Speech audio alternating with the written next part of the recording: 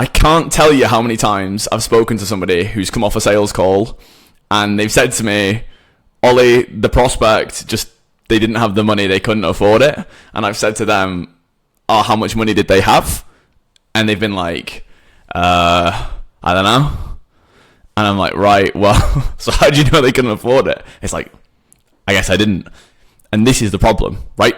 If somebody says, I can't afford it, it doesn't mean that they can't afford it.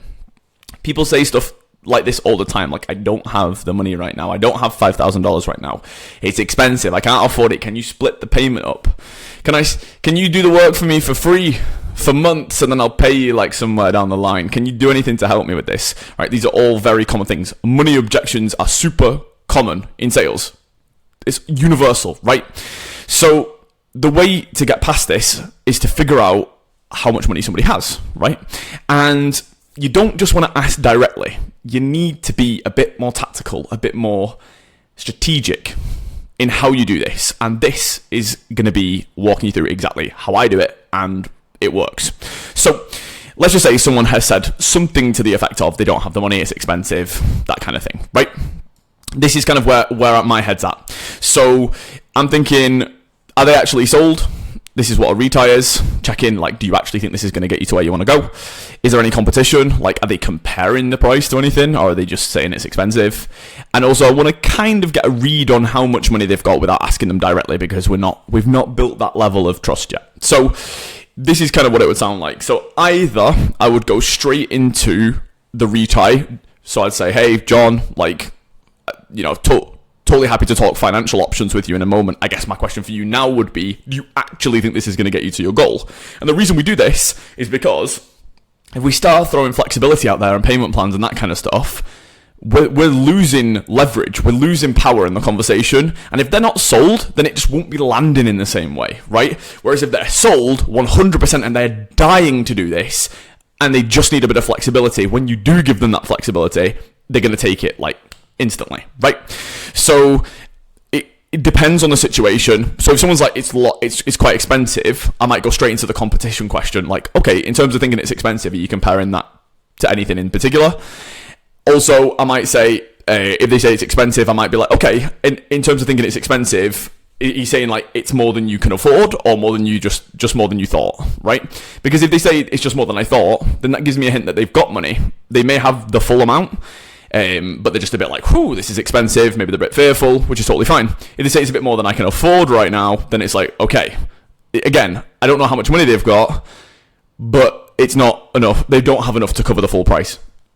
Probably, and we'll soon see. So either straight into competition question, straight into checking their finances, the soft check. We don't want an exact number here. We're just trying to get a read, and then all of this leads to the retie anyway. If you ask either of these two questions, you still want to go into the retie. Do you actually think this is going to get you to your goal, Mr. Prospect? Because that is the most important thing, right?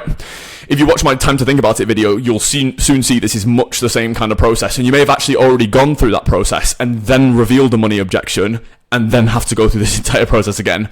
And you may think you're repeating yourself and it's useless and it's the prospect's going to notice, but they don't. And also, it's really, really powerful. So you need to keep following these processes and frameworks. Always need to be checking on the product if they're sold, which is what the retie is for. You can get them to double down. Like, okay, what makes you think it's going to work? What else makes you think it's going to work? Why do you think it's going to work for you specifically? What stands out? That kind of thing. Then we need to look at the value. Okay, so this is where you drop like a stupid analogy. It's like if like Iman Gadzi flew in a helicopter right now and landed in your back garden and knocked on your door and you opened it and he just handed you $5,000. Let's just assume that's the price of what we're selling. Would you take that money and invest that into yourself and with us to get you to the goal, right? And hopefully they'll say yes. 95% of people, maybe more, say yes to this, assuming that you actually have a fair price for your service. It's priced appropriately in the market. It's free money as well, right? It's this hypothetical situation. So that, like, yeah, I would take that money and invest it. It's like, okay, cool. So let's just assume they're sold on the product. They're like, yeah, I do think it's going to work. And they tell you why. And you get them to double down. You give them this hypothetical, silly scenario that diffuses a little bit because it's kind of funny and a bit like comical, but also give you a read on whether they think it's actually worth the money. And then now we go into like a kind of logistics check. So it's like, okay, so it sounds to me then, John, that you sold on... You don't say sold. it sounds to me like you're sure that this is actually a good fit for you and would 100% work for you. I guess it's just the logistics and finances that are getting in the way, right? And they'd be like, yeah, exactly. It's like, okay, cool. We asked this question, even if we know the answer, even if we know it's the logistics, even if they said it already, we still ask the question. It's just, you check. So you're telling me it's just the logistics, right? Like you're 100% in, it's just the logistics and the finances. Yes. Okay. Now we can talk liquidity. So you can say something to the effect of, okay, and is it the case that you just don't have $5,000 available right this very minute? It could go two ways at this point. If they say yes, like, yeah, I do actually have $5,000, but, or not even but, then we know that there's another objection at play. They may be fearful, they may have a partner, they may have something, but it's like, yeah, I've got the money, but, and then there's something else at play, which is a completely different video, which we'll talk about another day. Let's just say they say, no, I don't have $5,000 right now, because this is the whole idea. When people say they don't have the money, we need to figure it out, and this is how we do it. So, no, I just don't have that money liquid right now. Okay, no worries. Now we need to kind of be a bit more direct in figuring out how much money they actually do have. So you're going to ask a question, something like, okay, well, other than continuing to do what you're currently doing, whatever their situation is, it doesn't matter what you're selling, just say, hey, like, however they currently generate money, just say, other than continue to do that, what are some other ways we can come up with the funds to get you started and get you on this, road to your goal? You got to tie it back to the goal every single time. They may say like, oh, well, I've got some savings, but I wasn't really wanting to dip into those, or I've got this, or I got that, whatever. This is just us making another step towards figuring out how much cash they actually have. If they give you a vague answer, now you've got to be a bit more direct, but the tonality is everything, because if you're too direct and too blunt, they're going to like lock up and just not want to tell you. If you're like, look, like, I don't want to pry too much here, John, but like, just so I can actually help you with getting to 30, 40, 50k a month, can you be a little bit more open with me about what the financial side of things is looking like, just so I can see if I can do anything to help you with this? And they might be like, well, what do you mean? And you might say, oh, well, I don't mean like literally show me your bank statement on the screen right now, but like, how much are we working with here? Like, so I can, because if you can tell me that, I can tell you what kind of flexibility I might be able to do for you. A lot of people will give you a pretty good idea of how much they've got. Some people will be exact and say, oh, I literally have like $200 in my bank account. And unless you're selling something that's $200 or less, then it's going to be, you're like, fuck. But don't need to lose hope. They might say, oh yeah, I've got a few $1,000s, and if you're able to do payment plans, then it's like amazing. Well, it's $5,000 up front. Typically, that you could split it into like 5 payments of $1,000, and now we know that they've got like $2,000, and they think, hey, I can't afford it because I only have $2,000 and it's $5,000, but you may have flexibility. And this is why we're asking all these questions and figuring it out, because we're not just assuming. They may have credit cards. You might say, hey, like, do you have access to credit cards? Do you have like savings? Do you have like investments? They might say, I've spoken to people before and they had like, oh, I've got 10 grand in crypto. They've like, I've got $300 in my bank account, but I've got 10k in crypto in some like shit coins. It's like, okay, well, you can either keep your money in there and most likely lose all of it, or you can invest with us. I mean, and that would be to help them scale their business. That's what we would sell, or that's what I'm selling at the moment. And then it's like obvious choice, right? It's like invest in the thing that's actually going to help you scale a business versus like the crypto coin that's probably going to go to zero. Anyway, the whole point I'm trying to make is we need to figure out what the full picture is with their finances. What if they have a credit card with a 10 grand limit and 2 years interest free? Like, that would be a no-brainer to use, right? As long as what you're selling is good and the product is good and the value is there. Anyway, you get the point of what I'm trying to say here. So you've got to push, you've got to ask, you've got to be kind of gentle in that. You don't want to press too hard. You just got to be, your tonality's got to be on point. You've got to be like soft in the way you ask, but direct in what you actually say. Now we can talk about flexibility. So let's just say what you sell is 5k. You could split it up into 5 payments of 1,000 over 5 months. So now you could say, okay, well, would it help if it was to break it down into something a little bit more manageable for you? You ask this question because you want them to, you don't just throw a payment plan at them. You ask them, would it help if I was to break it down to something a little bit more manageable? Assuming that they're sold and they actually want to do it, they'll say yes. Yeah, that would help actually. And you're like, cool. And now you can throw some payment plans at them. Now, there's a lot of different rules on payment plans and how to do it, and it's a completely different topic for a different video.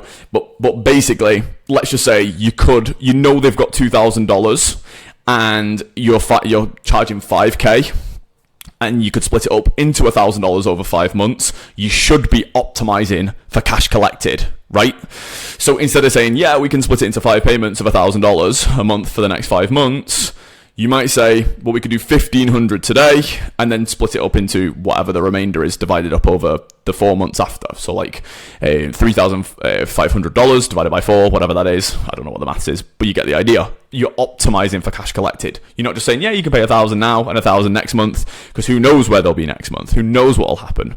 So you want to optimize for cash collected and give them some flexibility. Give them 2 options. So we could either split it up into, this, or we can split it up into this. Sometimes you give them 1 option, just say, hey, like, we could do this. Typically, you always need to say, typically people pay up front, but I'd be happy to do this if it means getting you started. I don't want money to be the reason why you couldn't get started with this. Actually start making your way towards the goal, Mr. Prospect. So you give them the flexibility. Now, are they fearful? Sometimes people will just be like, yeah, like, sounds good, actually, that would work. Now I should have put this on here, but either we make the ask, you're going to make the ask, basically. And then fear is something that could come after that. So making the ask, okay. Like, they're like, yeah, that could work. It's like, amazing. So, shall we get you started? You want to come on board? Can we welcome you to the team? Now, the beautiful thing about making the ask is, well, sometimes people say yes. Who would have thought, right? If you ask, people say yes. So if you make the ask and you're like, hey, like, what do you say? It's like, can we get you started then? They'll be like, they might have some more questions. They might unearth some stuff. Making the ask is such a good way to find out more information. And this is a good time to do it. You didn't just, when they said they got $2,000, you didn't just go, oh yeah, well, we could get you started for $1,000. So what do you say? Do you want to get on board? We're taking our time with it. We're being slow. We're being steady. We're working our way through it in a systematic fashion. Now we've made the ask. So we give them the flexibility. They're like, yeah, that would help. And we go, awesome. Like, so should we get you started then? And start making our way towards, 20, 30, 40K a month. Sometimes they'll say yes. Sometimes they'll say, oh, well, I still need to speak to my partner or my dog or my wife. Or I need to, go away and think about it still, or whatever, right? Now, this is the fear, or whatever. This is a new objection unearthing. Now, you could be annoyed about this. You've just spent all this time doing all these steps. Oh no, like they've got the money. What the fuck? Like, why are they not buying? But that's fine. Now we know what the next objection is, right? They might have said, I need time to think about it at the start. Then you figure out that it's a money objection by following the video that I gave you on how to handle the time to think about it objection, right? Now we go through the whole money objection track. We get right to the end. We make the ask, and they still say they need to think about it or they need to speak to their partner. So now we move on to the next thing, which I'm going to make a video about probably next week. Like, whether it's partner, whether it's fear. Partner could just be fear. They say, no, I need to speak to my partner, but really they don't need to speak to their partner, and they're just terrified, and they don't want to spend the money, or they've been burnt in the past, or they've never invested before.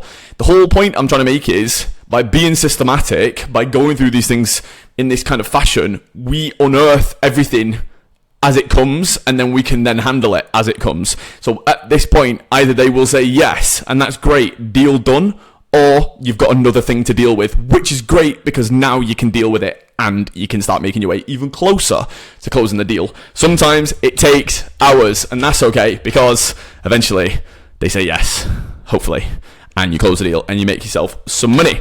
So there you go. That's the video. That's my old video. That's the one, the time to think about it one. If you've not seen that already, check it out. But yeah, if they say they can't afford it, you've got to figure out how much they have, so you know whether or not they actually can or can't afford it. And if they can, then you can try and get them started. And if they don't say yes, then we know something else is at play and we can handle that. And I will show you exactly how to do that sometime next week. But yeah, till then, have a great day. To the bit.